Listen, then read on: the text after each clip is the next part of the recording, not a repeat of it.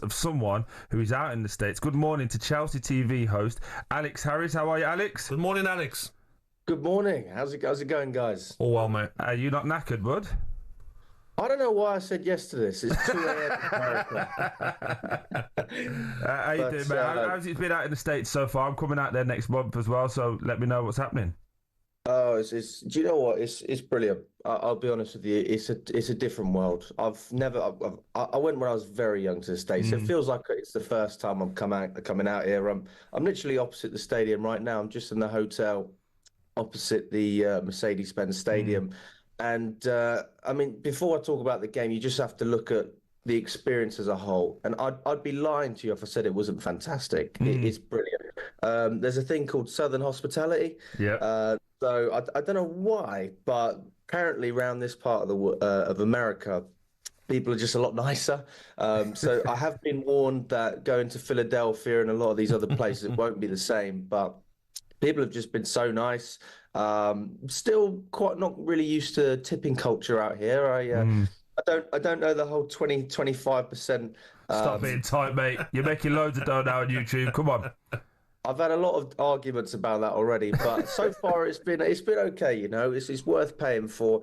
But I mean, in terms of the game and the stadium itself, you're absolutely right. I do think it's embarrassing that you can only get 22,000 fans, and the stadium capacity is over 70,000. You know, so this is the equivalent of Old Trafford in Atlanta, and people can't make it, and there's a number of reasons for that. And the first one is it's a Monday at 3:00 in America when they have the game kicking off, and some of the prices for these tickets as well, it's just not affordable. So you've got regular people out here that have work, and I honestly think would take the time off. But a lot of people, I think, are being priced out. I spoke to some of the locals yesterday outside the ground, and they said, well, it's just a bit silly, really, what FIFA have done, because they did drop the ticket prices numerous times. But for me, we were having chats inside the stadium. We were comparing it to Baku in Azerbaijan when we played the Europa League final against Arsenal.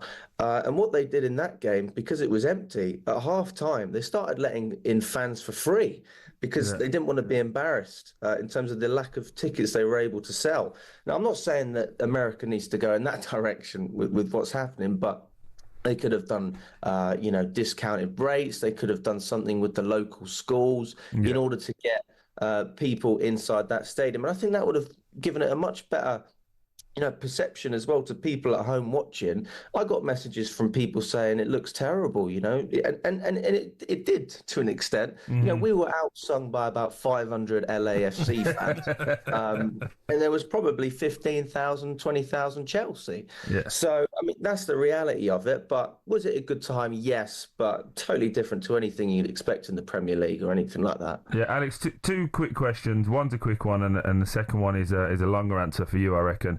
The stadium is unbelievable. Can you just give people a little bit of a heads up on just how incredible, immaculate these stadiums are? And then secondly, I just asked Gabby, I don't know if you heard, would winning this competition be bigger than winning the Conference League in your opinion?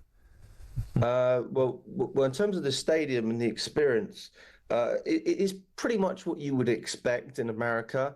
You walk in, there's usually at Stamford Bridge, I can't really hear the music from inside the stadium. Totally different. You can't get away from the music in there. So if you want to find a quiet spot to chat, absolutely impossible. I was surprised that they weren't selling any popcorn in the stands. I thought they'd have someone walking up and down. They didn't actually have that. So that was a shock. In terms of winning the competition, though, I do think it would be bigger than the Conference League, to be honest with you. I think that that there is more incentive to win the Club World Cup now than ever before. I like the new format. I really do. I know that in terms of the schedule, I probably agree with the players and the managers that are upset. But at the same time, you don't have to do this every year. This is every 4 years, and then you don't have to worry about it. So, there is hype for this competition, and the financial incentive is so great that you'd have to say it probably is worth it to a lot of the clubs. So as much as, players are going to be tired, if you stick some good bonuses in there, then it will be worth their time. And I think as well with FFP, PSR, it's the age of balancing the books now with a lot of modern football teams. Sometimes you need a competition like this to just, ease some of those woes. Yeah, Alex, one final question before we head to the break. We were talking a little bit earlier about Nicholas Jackson and his reaction to coming off to the lap. We feel, me and Gabby, I think I'm speaking for both of us in the right way here, that's a problem that is a good problem for Chelsea that they have 2 number 9s. But in terms of balancing 2 number 9s who expect to start, do you see that becoming a problem for Maresca long term? Well, I don't really look at Nicholas Jackson and see a guy who's worthy of starting every week as a number 9, not in a disrespectful way, but he's not good enough for Chelsea to start week in, week out as a number 1. But does he think that, Alex? Sorry? But does he think that? Well, it doesn't matter what he thinks. He's not good enough. He's not scoring enough goals. That's the reality of it. And the lap he's a finisher. This and a lot of Chelsea fans will still tell you it's still not good enough with what we have. The lap's a good player. I like the lap. I think he's a good signing, and I think we signed him at a very fair price. He's a slightly different profile to Jax. He's more physical. He's a bully. And I think he's a little bit more direct in terms of the runs he makes.